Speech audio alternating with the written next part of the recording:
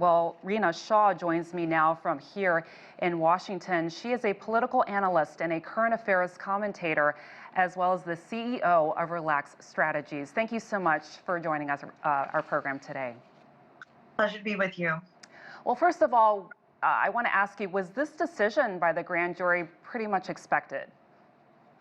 Of course, this decision was expected. There was just the understanding and a lack of understanding of when it would come down. This decision tells us that, look, justice took a lot of time to do its work here.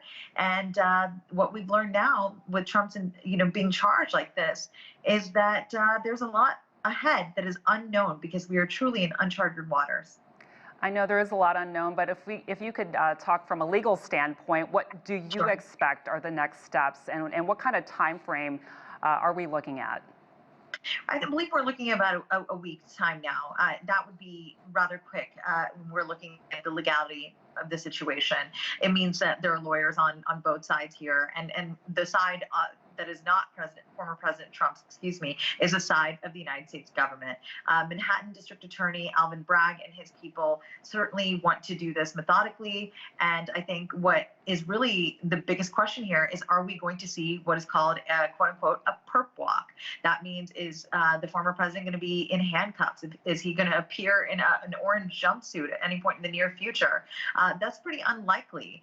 And that's because these negotiations are not intense, but they are crafted to really do something, and that something is to either, honor some wishes here of the person that is being charged.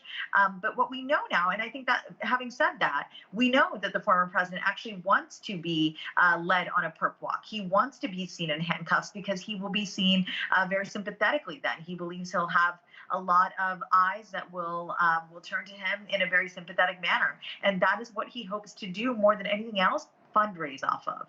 Yeah, and this actually touches on my next question. What does this mean for Trump's political career? You mentioned this could give the supporters even more to work with. How might this affect, you think, his re-election chances as president? Well, I spent about almost a decade as a Republican strategist, and I can tell you, having traveled the country, you do meet different types of Republicans. But in the era of Trump, it is either you were a MAGA Republican or you were a never Trumper. There is very little in between, even after our past midterm elections, which took place this past November. There are a lot of people right now who are, I call it, lukewarm about Trump. They miss him in some ways. They feel that Biden isn't delivering the economy that they had hoped. Now, I'm talking about only Republicans here. But there are those who also feel that though they didn't like Trump and may not have voted for him a second time, they do feel that maybe he's being unfairly persecuted. I say just sit and wait and watch for Lady Justice to show us that she is blind and show us the facts here, because that's what we need to really see here before we rush to political conclusions. The biggest thing to note here is that regardless of any Republican you talk to, and like I said, I've had the great privilege of traveling the country and having met many, there are many today who are saying this is going to lead to some blockbuster fundraising for Trump, because people are going to look at this as the political witch hunt that he has been saying that a Washington establishment has had out for him for years and years. Rina, this is just one of the many legal challenges Trump faces right now. Could we see Trump face more criminal charges in the future that aren't related to this one? Sure. So there's about 3 legal cases that a lot of experts have been looking at over some time now, since the 2020 election. And speaking of the 2020 election, one of those cases is in Georgia.